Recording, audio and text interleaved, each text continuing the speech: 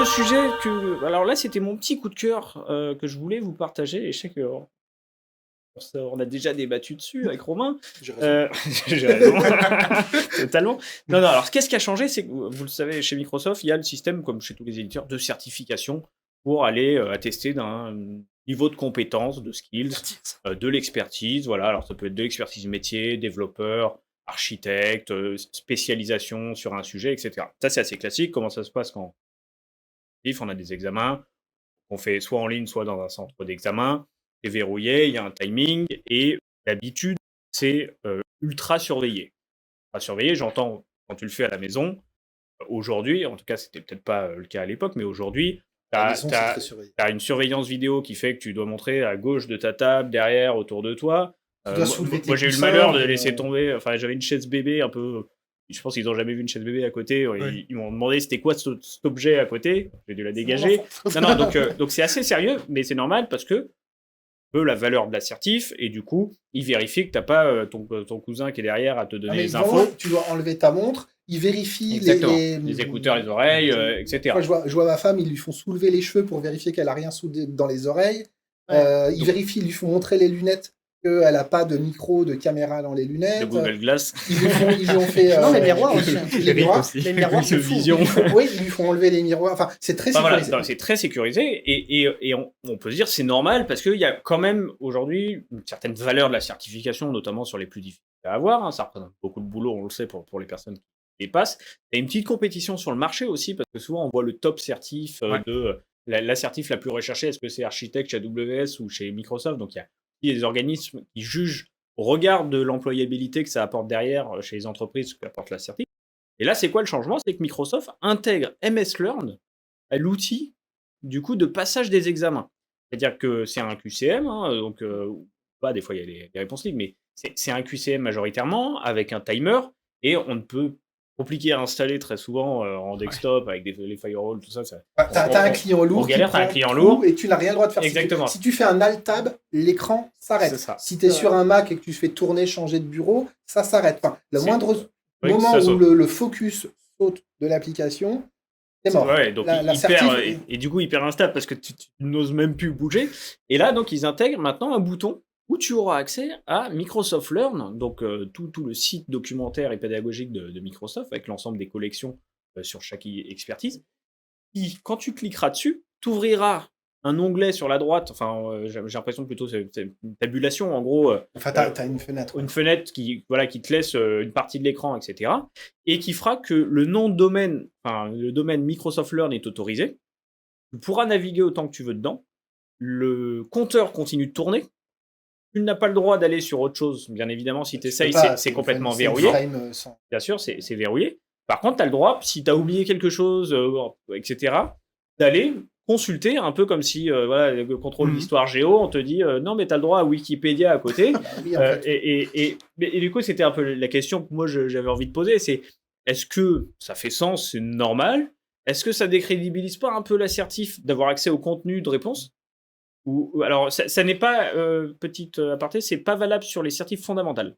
Les AZ, etc., les premiers niveaux, les 900, les généralistes ne sont pas concernés. Par contre, toute autre expertise, ce qu'ils appellent role-based, donc basé sur un rôle type développeur, architecte, etc. Le niveau 900, c'est le niveau qu'il y a dans le MS Learn sur la partie pédagogique. Les concepts. Donc, du coup, c'est normal, là, c'est du copier-coller.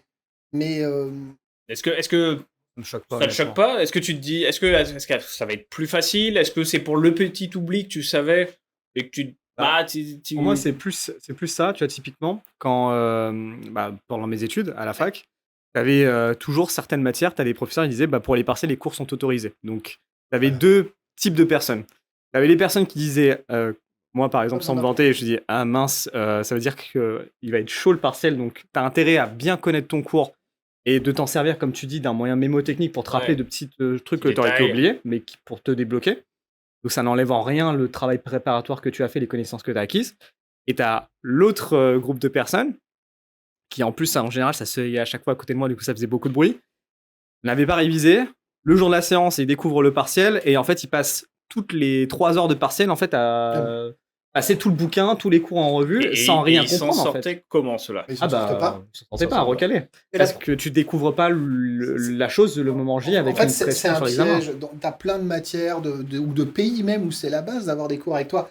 Et même la France, il y a eu des matières au bac ou en supérieur où ils ont autorisé les cours. Ça n'a rien du tout changé au résultat, en fait. Parce que, de toute façon, à moins d'avoir un partiel de 8 heures où tu as le temps de recopier ton cours, globalement, de toute façon, c'est une réassurance parce qu'il y a des gens qui... T'as pas le temps, de toute façon, la perte de temps que ça peut représenter. Et tu vois la taille du MS Learn. De toute façon, tu as une problématique derrière quand tu passes ce genre de certif, genre Z204, on n'en pas, c'est oublier un paramètre quand on te demande une commande pour faire ceci ou cela, tu oublié le paramètre, alors que tu sais ce que ça fait, et voilà, t'es bloqué pendant 10 minutes sur ta question. Non, au contraire, moi je trouve que c'est une bonne idée, parce que derrière, de toute façon, tu vas avoir besoin de bachoter, tu vas avoir besoin de comprendre les concepts derrière, ce que ça fait, comment ça le fait, qu'est-ce que ça peut prendre en mémoire, en machin, en truc. Et après, si tu l'as oublié, tu sais que tu l'as eu à un moment. Là où je te rejoins, c'est que ça remet un côté réaliste à l'assertif, parce que ça, c'est un truc. Attends, on utilise Google. Hein. Voilà, mais c'est ça. Non, mais c'est ce que moi je disais toujours, c'est qu'on exige de connaître des écritures de lignes et de paramétrage sur le bout des doigts. Enfin, je suis désolé, les développeurs, c'est un peu comme dans les films. Maintenant, on tape très vite sur le clavier, mais on n'écrit pas les mots. Les yeux fermés. C'est limite, tu sais qu'en faisant tel raccourci, tel machin, t'écris un caractère ou deux, ça te complète le reste, ça te met les bons param. Et maintenant, tu demandes à Copilot. Non, mais en fait, le pire, c'est quand tu commences à avoir vraiment une certaine expérience, même tu ne sais même plus écrire correctement certains mots, parce que de toute façon, tout est... T'as que les 3 premières lettres. C'est ça. Et en fait, du coup, oui, moi, je me rappelle, quand j'ai passé certaines certifs de dev, il y a des fois, ils jouaient comme... Enfin, t'avais des questions que j'appelais idiotes. Franchement, t'avais 4 fois la même réponse avec une lettre qui changeait à l'intérieur d'un paramètre. Tu fais...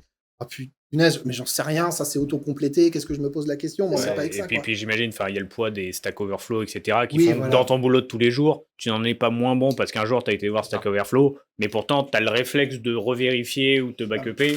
Non, la logique de Microsoft des certifs, là je vais faire le moment vieux boomer, pour être poli. Moi j'ai commencé le dev en .NET 1.0 et 1.1 derrière. À l'époque, tu avais le bouquin sur les genoux.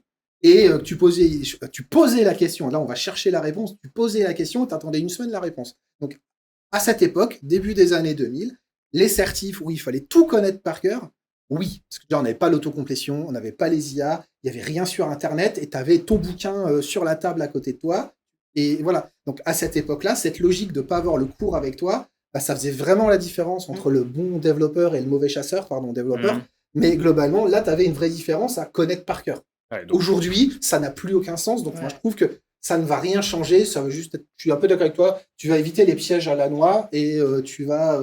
par contre, ça ne changera rien. Celui qui n'était pas capable de l'avoir, il l'aura pas. Donc, ce qu'on se dit, Kevin et moi, on n'est pas prêts d'aller attaquer la Z104 ou une certif de dev juste en pariant sur la chance de trouver les réponses dans MS Learn. Je suis quand même curieux de voir un truc. C'est est-ce que à un moment, ils vont pas adapter les questions un petit peu pour éviter de... la question que tu trouves facilement dans MS Learn. Non, ça jamais. Tu peux apprendre par cœur le MS Learn, tu n'auras pas ta certif. Non, mais ce que je veux dire, il y a peut-être des questions qui étaient un peu, tu vois, à sens unique, où la réponse, elle est très factuelle, et demain, tu la cherches dans MS Learn, elle sera aussi factuelle. Est-ce que ces questions-là vont évoluer dans les examens? On peut se poser cette question.